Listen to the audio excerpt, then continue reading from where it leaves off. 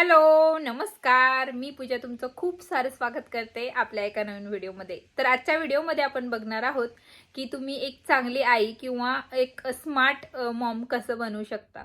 तर आई होणं हे खूप भाग्य आहे की एक आई होणं, एका बाळाला जन्म देणं, त्या बाळाचं सांभाळणं. म्हणतात की मुलाचं पहिलं गुरु ही तिची आई असते.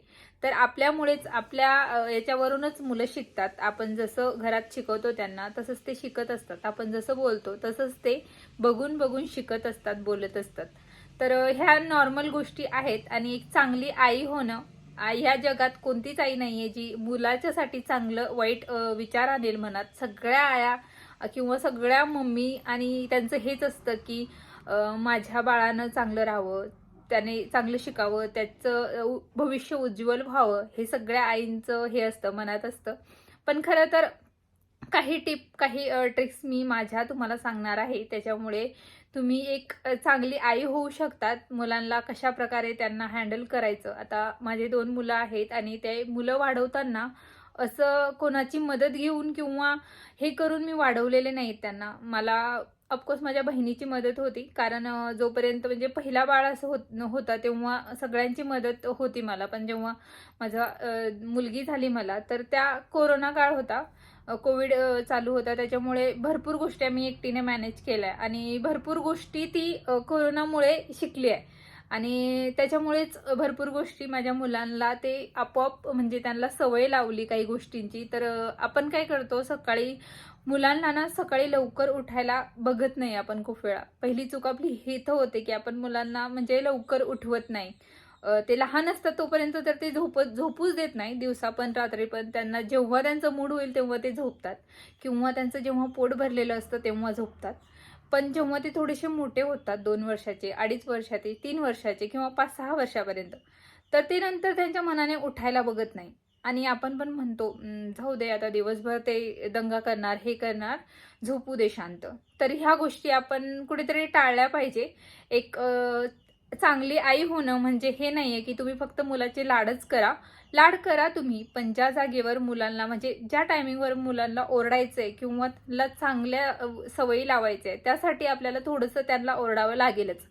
आणि माझे दोन्हीही मुलं म्हणजे त्यांना फक्त अशा, मुलीला तर उठवायचीच गरज नाही, ती आपोआप उठलेली असते सकाळी. म्हणजे सकाळ झाला, थोडंसं उजेड तिला दिसलं, म्हणजे थोडंसं अंधार कमी झालं 6 नंतर, तर ती आपोआप उठायला बघते. ती उठून किचनमध्ये मी काहीतरी करत असते, मला हाक देते इथून, नाहीतर मग माझ्याकडे डायरेक्टली येऊन जाते. आणि मुलाचं तसं नाही, त्याला उठवावं लागतं. पण तो असं रडताना हे करताना पहिले तो रडायचा 1-1.5 वर्षापर्यंत. त्याच्यानंतर आता त्याला असं थोडंसं धक्का दिला ना, जरा उठवलं ना, "राणा उठ, शाळा आहे," असं म्हटलं की तो उठून जातो आणि त्याचा तो ब्रश करायला जातो. आणि टॉयलेट वगैरे पण त्या सगळ्या जे आपले हे असतात, सकाळची कामं असतात, ते स्वतः करतात ते. मुलीला पण तिचं ब्रश दिलं की ती ब्रश करते किंवा तिनं ब्रश नाही केला तेव्हा तर मी तिला अंघोळीला घेऊन जाते, तेव्हा तिला ब्रश देते, ती करून घेते. तर मुलांना आपल्या चुकीमुळेच मुलांना वाईट सवय लागल्या जाते. कारण आपणच कुठेतरी म्हणतो नको माझं मूल लहान आहे, माझं असं तसं. मुलं लहान आहे ही मी गोष्ट मानते, पण आताचं जे जग आहे, युग आहे, ते खूप फास्ट आहे. सगळ्या गोष्टी फास्ट कव्हर कराव्या लागतात किंवा नंतर तुमचे मुलं जेव्हा एखादा जॉब लागेल त्यांना, त्यांच्या या सवयींमुळे त्यांना खूप त्रास होणार आहे. कारण सकाळी लवकर, रात्री उशिरा झोपणं, सकाळी लवकर न उठणं, ह्या गोष्टींमुळे खूप त्रास होतो मुलांना. आणि पुढे चालून त्यांना त्या गोष्टींचा गिल्ट फील होतो की मी असं का केलं असेल, मी असं काही झालं असेल. तर सगळ्यात पहिली गोष्ट आहे की त्यांना लवकर उठण्याची सवय पाहिजे. दुसरी गोष्ट म्हणजे सगळं जो आहार आपण खातो, तो सगळा आहार आंबट, गोड, तिखट सगळं मुलांनी खाल्लं पाहिजे. एखादी गोष्ट मुलांना नाही आवडत ती वेगळी गोष्ट आहे, पण कोणतेच हे जी आहे अन्न आहे, हे भाजी मला आवडत नाही, ती भाजी मला आवडत नाही, असं मुलांनी करायला नको. एखादी गोष्ट ठीक आहे, तर भरपूर आया काय करतात, हे आवडत नाही म्हणजे मुलाला त्याच्यासाठी लगेच दुसरी काहीतरी बनवून देतात, म्हणून ते खायला बघतच नाही. एकदा खाऊ द्या ना, एखाद्या दिवशी खाऊ द्या त्याला, थोडंसं उपाशी राहील ते. असं नाहीये की त्याला उपाशी सोडून द्या, कारण आईचं काळी जे शेवटी, मीही एक आई आहे, मी समजू शकते. मुलांनी जेवण नाही केलं की आपल्या डोक्यातही चालू असतं. ते जेवताना जरी रात्री व्यवस्थित नाही जेवले ना मुलं, तर आपल्या डोक्यात हेच असतं, आपण झोपण्याच्या वेळेस काहीतरी त्याला थोडंसं देऊ. तर ट्राय करायचं. शेवटी जे मुलांना जसं त्यांचं भविष्य आहे किंवा आपण म्हणतो की जे शेवटी व्हायचं असतं ते होतं, पण आपल्या हातात जेवढ्या गोष्टी असतात त्या आपण नक्कीच केल्या पाहिजे. त्याच्यातली ही गोष्ट आहे पहिली, वेळेवर झोपवणं, वेळेवर उठवणं. दुसरी गोष्ट म्हणजे त्यांना सगळं खाण्याची सवय लावावी. बाहेरचं जंक फूड शक्यतो टाळावं आणि गृहिणी असाल तर तुम्ही भरपूर गोष्टी तुम्ही बनवून घरीच देऊ शकता. ते हेल्दी असतं, आपल्या डोळ्यासमोर आपण बनवलेलं असतं आणि आपण स्वतःच्या हाताने बनवलेलं असतं, म्हणून आपल्याला माहीत असतं की हे सगळं मी स्वतः बनवलं. याच्यातलं 10 वेळा आपण सगळ्या गोष्टी चेक केलेल्या असतात पिठात वगैरे किंवा भाज्यात, तर ते देणं वेगळी गोष्ट. तर काही गोष्टी, काही रेसिपी तुम्ही मी शिकल्या पाहिजे, कारण मुलांना बाहेरचं काही आवडत असेल तर त्यांच्यासाठी काही गोष्टी तुम्ही शिकल्या पाहिजे. आणि तुम्हीही लवकर उठण्याची सवय पाहिजे. असं नाही की मुलाची शाळा डायरेक्ट उठायचं, डब्बा करायचा आणि लगेच मुलाला पाठवायचं, असं नसतं. आपण स्वतः पहिले लवकर उठलो पाहिजे, थोडंसं आपल्यासाठीही आपण वेळ दिला पाहिजे, नंतर आपण मुलांना म्हणजे उठवलं वगैरे पाहिजे. तर आपलंही लवकर उठणं तेवढंच चांगलं आहे. आता तुम्ही म्हणाल की भरपूर कामं असतात, असं असतं तसं असतं. मान्य करते मी, भरपूर कामं असतात, पण सकाळी आता मी म्हणजे मला तर सवयच आहे ती, मी खूप लवकर उठते. असे मिस्टर असतात तेव्हा ते ड्युटीवर गेले की त्यांच्यासोबतच म्हणजे ते उठले की मला आपोआप जागच येते. एक अलार्म लावण्याची गरज नाही आहे मला आता सध्या तर, कारण मला आपोआप मुलांचं सगळं टेन्शन नसतं. सकाळी सकाळी धावपळीत दोघांचे डबे द्यायचे, कोरडा खाऊ द्यायचा, हे द्यायचं ते द्यायचं. आणि कॅलेंडरवर लिहून ठेवलं आहे मी. जसे माझ्या मुलीच्या टीचर्सनी, मी खूप धन्यवाद करते त्यांना की त्यांनी एक हे बनवलं आहे, एक रुटीनच बनवलं आहे म्हणजे 8 दिवसाचं. तर त्याच्यात संडे सोडून बाकीची सगळ्या वारांना म्हणजे त्यांनी व्यवस्थित सांगितलं आहे की असं असं. मी तर कॅलेंडरवर नोट करून ठेवलं की आज हे द्यायचं ते द्यायचं, विसरू नये म्हणून, कारण मोबाईलमधून काही गोष्टी डिलीट होतात. तर मी कॅलेंडरवर लिहून ठेवलं आहे की आज हे द्यायचं आहे कोरड्या खाऊमध्ये किंवा हे ते.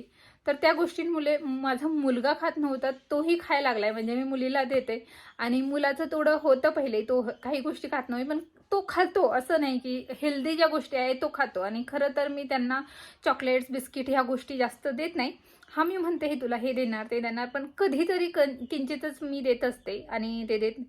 आणि अजून एक गोष्ट आहे, म्हणजे आपले जेव्हा मुलं लहान असतात तर आपण भरपूर वेळेस जास्त हे करतो, त्यांना जास्तच प्रोटेक्ट करण्याचा प्रयत्न करतो, त्यांच्या सतत मागं मागं मागं मागच फिरत असतो. त्यांना मोकळं खेळूच देत नाही आपण, कोणाकडे देत पण नाही असं तसं. आणि ज्यांना खूप दिवसानंतर बाळ झालेला असतो ते तर अजिबात कोणाला द्यायला बघत नाही. आणि त्यांचं पण खरं असतं, त्यांना कुठेतरी त्यांना खूप नशिबाने किंवा खूप हे केल्यानंतर बाळ झालेले असतात, खूप त्रास झालेला असतो, लोकांचे बोलणे ऐकलेले असतात, मग त्यांना बाळ झालेला असतो, तर त्यांना त्याची काळजी होणारच हे आहे. पण खरं तर मुलांना थोडंसं मोकळंही सोडलं पाहिजे. आता जेव्हा मी मुलीला म्हणजे ती कोविडमध्ये झालेली आहे, तर त्याच्यानंतर मी जेव्हा इथं आले ना, तर फक्त 12 दिवसाची माझी मुलगी होती. तर सगळ्यांनी खूप मिळून मिसळून इथं सगळ्यांसोबत राहते ती. आपण जेवढं त्या घरामध्ये कोंडून ठेवू मुलाला, तेवढं ते असं चिडचिडवाणी होतं आणि सगळ्या गोष्टी ते मग बाहेरच्या गोष्टी, कोणाला बोलायला बघत नाही, कोणाकडे जात नाही, कोणाच्या हातचं खात नाही, अशा गोष्टी होतात. तर थोडंसं मुलांना बाहेरही जाऊ द्यायचं. त्यांच्या म्हणजे दुसऱ्यांशी बोलताना सगळ्या गोष्टी ते थोडेसे धीट होतात, म्हणजे हळवा मनाचे राहत नाही मुलं, बाहेर जर चांगलं त्यांना बोलू दिलं, खेळू दिलं तर. ही एक गोष्ट आहे. त्याच्यानंतर जेव्हा मुलांचं किंवा लहान मुलं असतील तुमच्या मुलांसोबत खेळत असतील, तर मुलांचं जेव्हा भांडण होतं, आपल्याच मुलाची बाजू न घेता समोरच्याचीही बाजू घ्यायची, त्यालाही समजून सांगायचं. कारण आपण त्यांना सतत प्रोटेक्ट करत राहिलो आणि मुलांना सांगत राहिलो की मुलांना माहिती आहे आपण काही केलं तर मम्मी काही बोलणार नाही, तर त्यांना आपली भीती पाहिजे, थोडीशी का होईना भीती पाहिजे. आईवडिलांमधून दोघांतून एखाद्याची तरी भीती पाहिजे मुलाला, की त्याला त्याला हे कळायला पाहिजे की आपण दुसऱ्यांसोबत थोडंसं वाईट वागलो की मम्मी आपल्यावरच ओरडणार आहे. म्हणून त्याने म्हणजे सगळ्या गोष्टी, प्रत्येक वेळेस तुमच्याच मुलाची चूक असेल असं नसतं, पण पूर्ण गोष्ट ऐकून घ्यायची की काय चालू आहे, काय झालं आहे, त्याच्यानंतर आपण रिॲक्शन द्यायचं. लगेच मुलगा आपला रडून आला किंवा मुलगी रडून आली की लगेच दुसऱ्या बाळाकडे त्याला ओरडण्याकडे काही हे नाही आहे, लगेच जातो आणि असं का केलंस तसं का केलंस. पहिले त्याचंही ऐकून घ्यायचं, याचंही ऐकून घ्यायचं आणि समजून सांगायचं. आणि जास्तच काही असेल तेव्हा त्यांच्या आईवडिलांपर्यंत जायचं. तर पहिली गोष्ट ही आहे, त्यांना प्रोटेक्ट करणं टाळावे. आणि प्रत्येक वेळे मुलांना, लहान मुलांना पैसे देणं टाळावं, कारण पैसे आजकाल म्हणजे मुलं लगेच जातात पैसे घेऊन दुकानात वगैरे, तर ही गोष्ट टाळा. त्यांना पैसे देणं हे करा, टाळावं जास्त करून. आणि घरात एका माणसाची तरी त्यांना भीती पाहिजे घरात, आईची, वडिलांची, आजोबाची, आजीची, कोणाची तरी भीती पाहिजे मुलांना. कारण त्यांना असं म्हणजे सगळेच जर लाडालाड प्रेमाने बोलत असतील तर ते खूप धीट बनतात, मग ते ऐकायला बघतच नाही. त्याच्यानंतर पुढची गोष्ट आहे की मुलांना जेव्हा आपण हे करतो, बाहेर घेऊन जातो किंवा लगेच त्यांनी प्रत्येक गोष्ट मागू नये. त्यांना पहिलेच म्हणजे आपण काय करतो, आपल्याला बाळ झालेला आहे, लगेच जे मागितलंय ते घेऊन देतो. तर प्रत्येक गोष्ट त्यांची पूर्ण नाही होणार हे त्यांना माहीत असावं. आपला प्रत्येक हट्ट आपण पूर्ण करत राहतो, मग ते मुलं जास्त जिद्दी होतात, ते ऐकतच नाही. मग मला हे हवंय हवंय, आपण जर एकदा सांगितलं ना, त्यांना समजून सांगितलं तर समजून घेतात मुलं. पण असं नाही, आपणच त्यांना वाईट सवय लावून दिलेल्या असतात. त्यांची काही चुकी नसते. कारण ते म्हणतात, मुलं ना एका चिखलाचा असा गोळा असतात मातीचा, त्याला घडवणं, त्याला व्यवस्थित हे करणं हे आपल्या हातात असतं.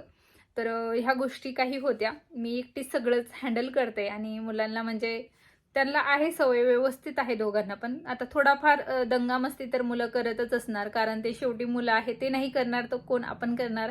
त्यांच्या वयात आपण होतो तेव्हा आपणही काही गोष्टी अशा केलेल्या आहे.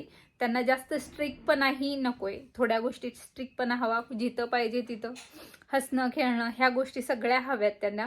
आणि मेन गोष्ट म्हणजे आपण त्यांच्यासमोर खोटं बोलू नये. आपण जर बोललो तर मुलंही तसं बोलतात, जसं आपण वागतो तसंच ते वागायला बघतात.